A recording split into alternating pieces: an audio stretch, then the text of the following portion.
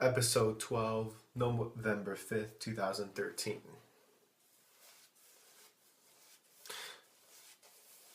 I haven't given you guys an episode in a while, but here's another one.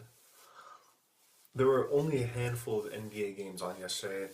The only one I watched was Rockets Clippers, and that one was worth it. That one was a fast break scoring fest, especially in the first half, where I believe the Clippers reached around, I think, 76 points.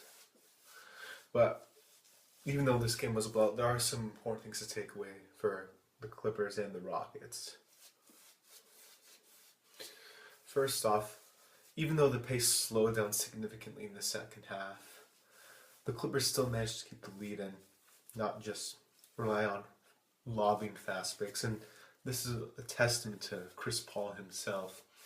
He's not usually a fast break guy and works better under controlling the pace and slowing it down. He's very stubborn about that as well.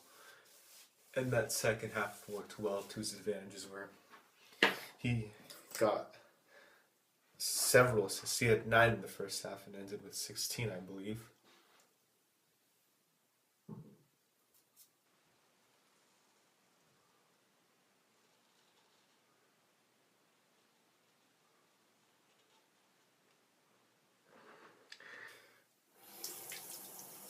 Next off, what's surprising is the Clippers took a lot of great three-point attempts by several of their players. The ball was distributed between several three-point shooters, not just usually Redick or Crawford, even though Crawford did make 6 three-pointers.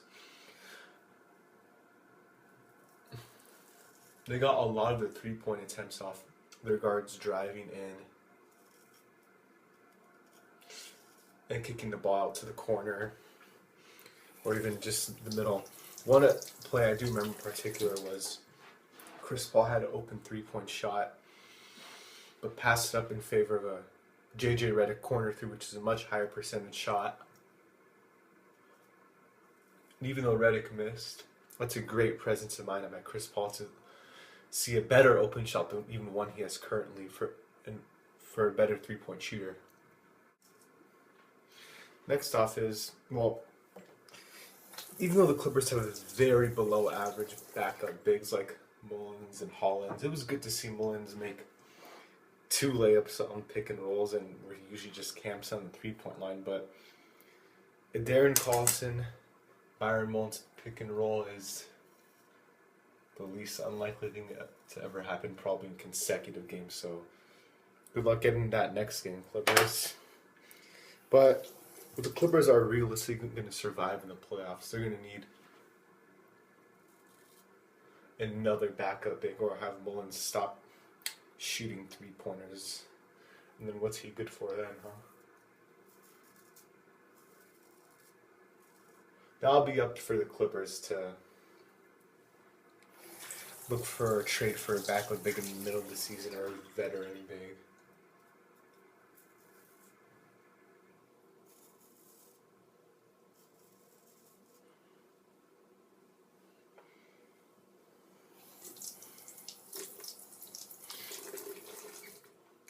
Also, this was another marquee game for Chris Paul. It was his 31st 20 and 15 game, where he had 25 and 16, and I did some looking up, and he shares this category of many 20 and 15 games with the likes of Baron Davis, Andre Miller, Stockton, Jason Kidd, Gary Payton, Steve Nash, Darren Williams. Out of the 2000s era, so it's not too uncommon, but do you want...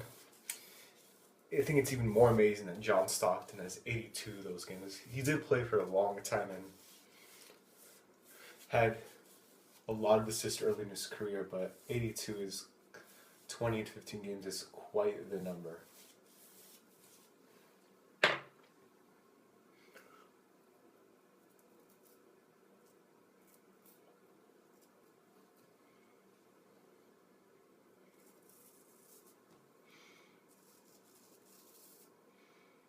Coming into the season, a lot of people were expecting Blake Griffin to hit more of his mid-range shots and not necessarily just keep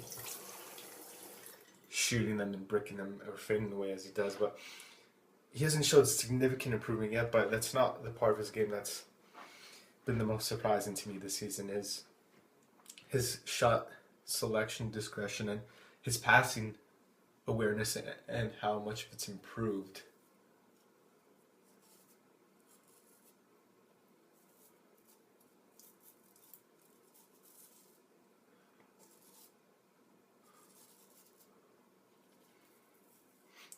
There were a couple plays last game where Blake Griffin was patient and he was patient waiting for the shot to come in more for looking for an open teammate.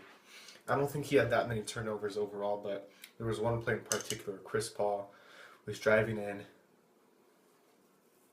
got into the paint. Blake Griffin was there. He was chilling, but he got the ball in the paint towards right below the foul line, and he looked for a bit, and instead of just throwing up a maybe contested floater, he looked to the corner and Redick was there, threw a nice pass to him, and that's the kind of awareness that he has to consider. Should I shoot the shot or look around and pass? And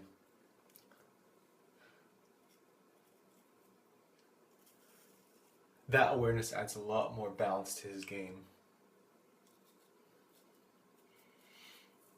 And makes him usable even at times where he's not scoring and can still provide for his team. So to me, Blake Griffin is, of course, that myth where all he does is dunk has been long debunked, but he can still be very serviceable to his team outside of points and rebounds. And he still handles well on the fast break. He's reminds me of Kevin Garnett hands in on the fast break sometimes. But not with that length, of course.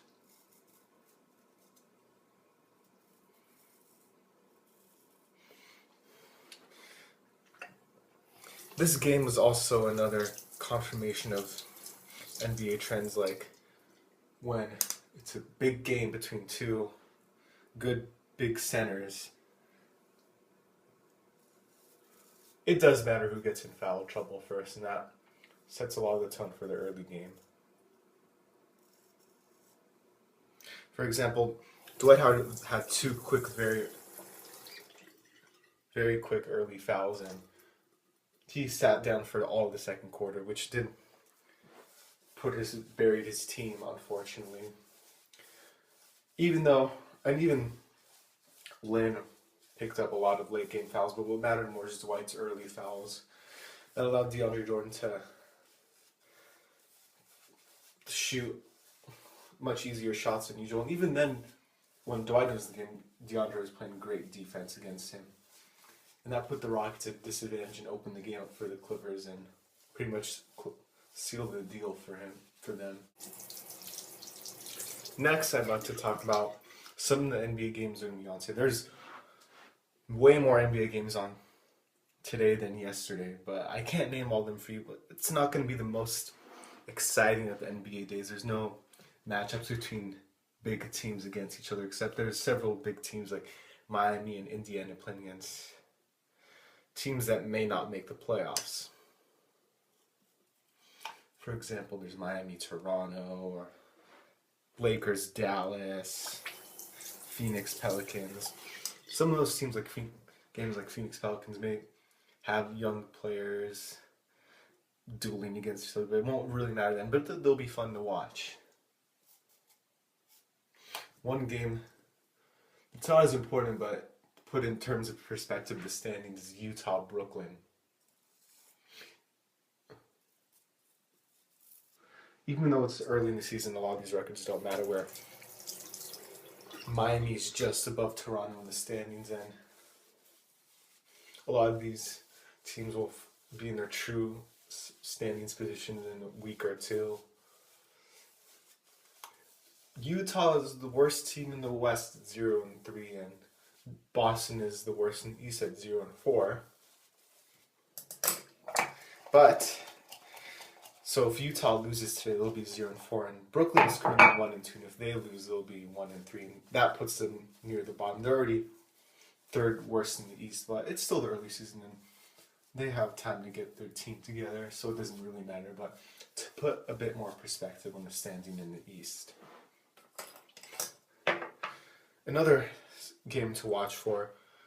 Probably one of the better ones to watch is Detroit, Indiana. It may not be as exciting and flashy as the Rockets Clippers with Chris Paul throwing half court lobs and point god scoop layups. It does feature some of the league's premier big men like Drummond, Smith, Monroe, and Hibbert. And currently, Indiana is the only undefeated team in the East at 3-0. So, will Detroit's big men give Indiana their first loss? We'll see.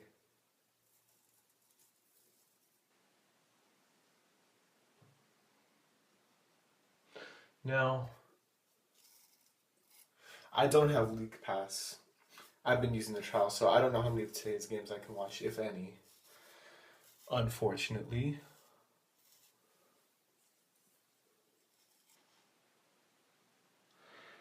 And last year I shared League Pass with a certain member of basketball team, but it's fine. I think I can get without it and maybe sometimes tolerate inconsistent quality of first row sports, but we'll see. I'll find ways. I still get both Clippers and Lakers games local, so I do have a lot of games to watch, and there's still games on national television. So I will adjust if I do not end up purchasing League Pass.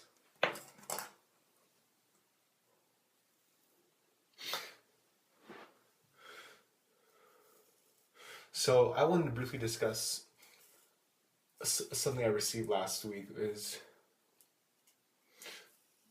the Killing Joke Batman comic in hardcover. I read it previously a long time ago, but I want to have it in the flesh, and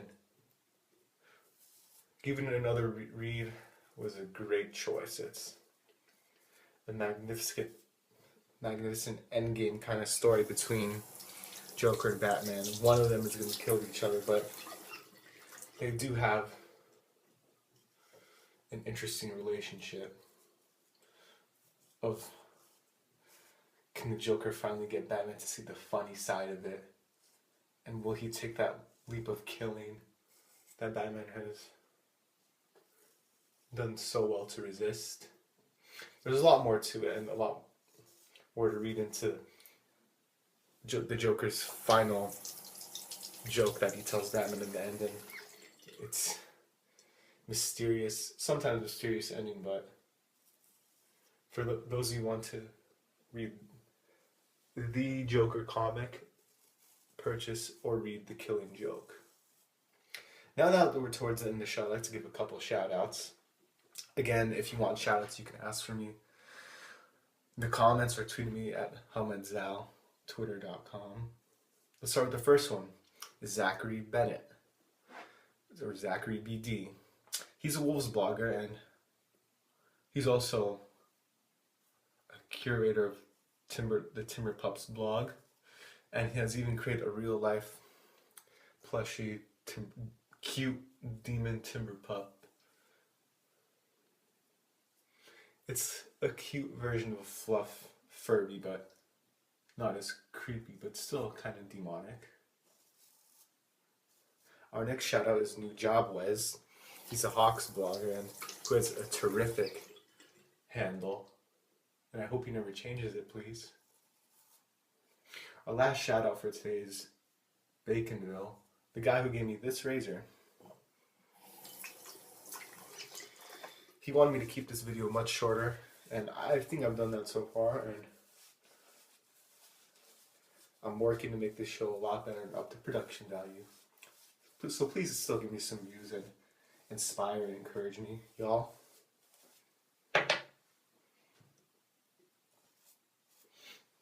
Well, now that we're at the end, I'd like to tell you, where will the Blazers forward Nicholas be buried when he dies? In a tomb. Thank you and goodbye.